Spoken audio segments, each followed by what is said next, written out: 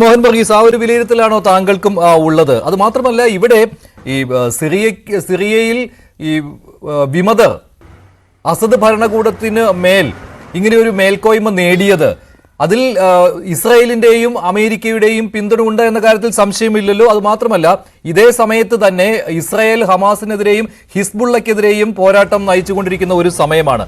ആ സമയത്ത് പൊടുന്നനെ വിമതർ അസദ് ഭരണകൂടത്തിനെതിരെ രംഗത്തുണ്ടായിരുന്നു. പക്ഷെ പൊടുന്നനെ 11-12 ദിവസം കൊണ്ട് ഈ ഒരു മൂവ്മെന്റ് വിജയത്തിലേക്ക് നീങ്ങുന്നതാണ് കണ്ടത്.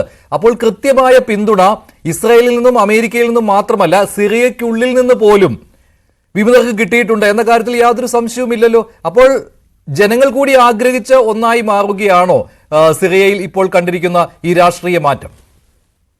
ഈ നിമിഷം ശ്രീ മഞ്ജുഷ്, പ്രധാനമായി നോക്കിക്കാണാനാവുന്നത് ജനങ്ങളുടെ ഭാഗത്തൊരു നിശ്വാസം ഉതിർക്കുന്ന ഒരു കാഴ്ച. മഹാഭൂരിപക്ഷം സിറിയൻ ജനതയും ഒരു പക്ഷേ ബാഷർ അൽ അസദിന്റെ കൊഴിഞ്ഞുപോക്ക് അല്ലെങ്കിൽ പലായനം ഒരു പരിധിവരെ അംഗീകരിക്കുകയും ആസ്വദിക്കുകയും ഒക്കെ ചെയ്യുന്ന ആളുകളാണ്. പക്ഷെ ഇവിടെ ശ്രീ മഞ്ജുഷ് ഇവിടെ സൂചിപ്പിച്ചതുപോലെ വറചട്ടിയിൽ നിന്ന് എരുതിയിലേക്കാണോ സിറിയ പതിച്ചിരിക്കുന്നത്? അതായത് ഈ വെളുക്കാൻ തേക്കുന്നത് പാണ്ടാകുമോ എന്നതാണ് ചോദ്യം. ഇവിടെ കൃത്യമായ അമേരിക്കൻ, ഇസ്രയേലി, അതുപോലെ ടർക്കിഷ് ആസൂത്രണം ഇതിന് പിന്നിലുണ്ട്. അത് കഴിഞ്ഞ ദിവസം വരെ ഒരു കോൺസ്പിറസി തിയറി മാത്രമായിരുന്നു, ഒരു ഗൂഢാലോചന സിദ്ധാന്തം മാത്രമായിരുന്നു. പക്ഷെ ഇപ്പോൾ കൃത്യമായ തെളിവുകൾ അതേക്കുറിച്ച് വരികയാണ്.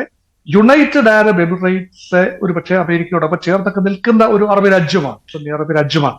അപ്പൊ അവിടുന്ന് രഹസ്യമായി ഈ ബാഷർ അൽ അസദിന് ഒരു നിർദ്ദേശം കൊടുത്തു കഴിഞ്ഞ ആഴ്ച. ഈ ആക്രമണം പൊട്ടിപ്പുറപ്പെടുന്നതിന് മുമ്പ്, നവംബർ 27 മുൻപ്, അതായത് നിങ്ങൾ ഇറാൻ ബന്ധം ഉപേക്ഷിക്കുക. അപ്പൊ ഇറാൻ ബന്ധം ഉപേക്ഷിക്കേണ്ടത്, അതായത് സിറിയയുടെ ഇറാൻ ബന്ധം ഉപേക്ഷിക്കേണ്ടത് തീർച്ചയായും ഇസ്രയേലിന്റെയും അമേരിക്കയുടെയും ആവശ്യമാണ്.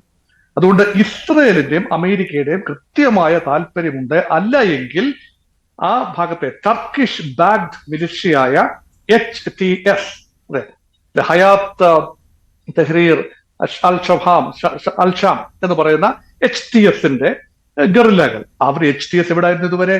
വളരെ ഡോർമെന്റ് ആയി ഒരു മൂലയിലേക്ക് ഒതുക്കപ്പെട്ട ഒരു വിഭാഗമാണ്. കാരണം അസാദിനെതിരെയുള്ള തീവ്ര റാഡിക്കൽ ഇസ്ലാമിസ്റ്റുകൾ തന്നെയാണ് അവര് ഒരു കാലത്ത് IS-ന്റെ ഭാഗമായിരുന്നു. അബുബേക്കർ അൽ ബഗ്ദാദി എന്ന ഖലീഫയുടെ, IS-ന്റെ ഖലീഫ ആയിരുന്നല്ലോ അബുബേക്കർ അൽ ബഗ്ദാദി. അബുബേക്കർ അൽ ബഗ്ദാദിയുടെ വലങ്കയായിരുന്നു സാമാന്യം ചെറുപ്പക്കാരനായ, അന്നത്തെ കാലത്ത് ചെറുപ്പക്കാരൻ, ഇപ്പോൾ 44 വയസ്സ് മാത്രമേ ഉള്ളൂ, ഇപ്പോഴത്തെ ഈ HTS-ന്റെ തലവനായ അബു മുഹമ്മദ് അൽ ജുലാനി.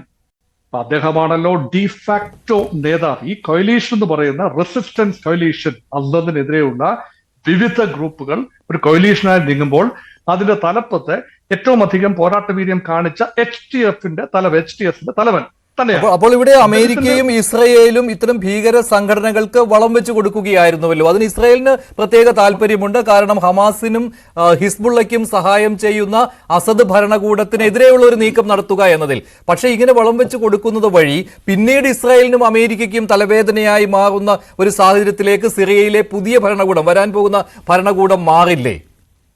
അതായത് ഇവിടെ പറയുന്നത് കാത് കുത്തിയവൻ പോയപ്പോൾ, അതായത് കുടുംബ വെച്ചവൻ പോയപ്പോൾ കടുക്കനിട്ടവൻ വന്നു എന്ന് പറയുന്ന ഒരു അവസ്ഥയാണ് ഇപ്പോൾ സംജാതമായിരിക്കുന്നത്. അമേരിക്കയെ സംബന്ധിച്ചിടത്തോളം താൽക്കാലിക ആവശ്യമാണ്, ഒരു വലിയ ആവേശമാണ് ഇറാൻ അനുകൂല ഭരണകൂടത്തിന്റെ പതനം, റഷ്യ അനുകൂല അസദ് ഭരണകൂടത്തിന്റെ പതനം. അത് അമേരിക്കയുടെ ആവശ്യമാണ്, ആഹ്ലാദിക്കുന്നു. ഇസ്രയേലിനും ആവശ്യമാണ്. മാത്രമല്ല, ഇപ്പോൾ ഇസ്രയേലും ഹമാസും തമ്മിലും ഇസ്രായേലും ഹിസ്ബുള്ളയും തമ്മിലും എല്ലാം വലിയ പോരാട്ടം നടക്കുകയാണ്. ഹിസ്ബുള്ളയുമായിട്ടുള്ള പോരാട്ടം നിർത്തിവെച്ചിരിക്കുന്നു.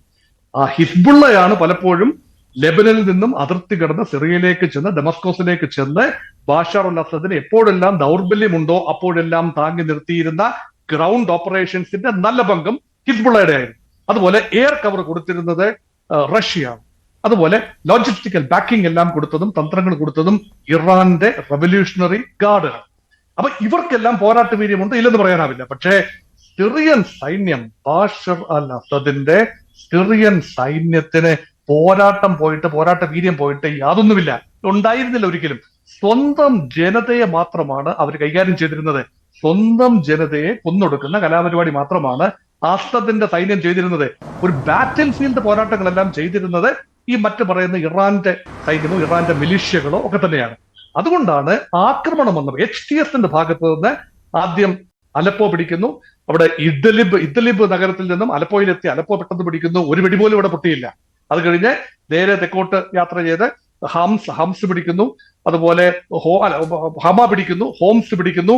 അങ്ങനെ വന്ന് ദമാസ്കസ് നഗരം വളഞ്ഞ് മിക്കവാറും ഈ സിറിയ മുഴുവൻ കാര്യമായ ചോരപ്പുഴ ഒഴുകാതെ തന്നെ സിറിയയുടെ നിയന്ത്രണം വിമതർ പിടിച്ചെടുക്കുന്നു. പക്ഷെ ഈ വിമതർ എന്ന് പറയുന്നവരെ ശ്രീ മഞ്ജുഷ് നമ്മൾ മനസ്സിലാക്കണം. വിമതർ എന്ന് പറയുന്നത് ഒരൊറ്റ സുന്നി വിഭാഗമല്ല.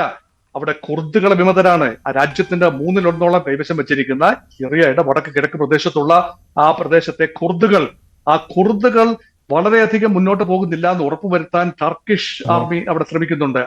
അവർക്കൊരു സ്വയംഭരണ പ്രദേശം കുർദിസ്ഥാൻ രൂപീകരിക്കാൻ ആഗ്രഹമുണ്ട്. അത് ടർക്കിക്ക് തലവേദനയാണ്, ഇറാഖിന് തലവേദനയാണ്, സിറിയക്കും തലവേദനയാണ്. അതങ്ങനെ അംഗീകരിച്ചു കൊടുക്കാനാവില്ല. അതുപോലെ HTSഉം കുർദുകളും തമ്മിൽ അത്ര സൗഹൃദമല്ല. ഇപ്പൊ ഇത് ഒരുതരം ഞെക്കിപ്പഴിപ്പിച്ചെടുത്ത ഒരു സൗഹൃദമാണ്. തൽക്കാലത്തേക്ക് കോമൺ എനിമിക്കെതിരെ എല്ലാവരും കൈകോർക്കുന്നു. ഒരിക്കലും ചേരാത്ത വിഭാഗങ്ങൾ, 6 വിഭാഗങ്ങൾ. അമേരിക്കൻ സൈനിക സാന്നിധ്യമുണ്ട് അവിടെ. അമേരിക്ക ചെറിയ പ്രദേശത്ത് പിന്നെ അമേരിക്കയുടെ ഒരു പട്ടാള സാന്നിധ്യമുണ്ട്. 1000-ഓളം പട്ടാളക്കാരുണ്ട് അവിടെ. ഇവരെല്ലാവരും ഒന്നിച്ച് നീങ്ങുകയാണ്.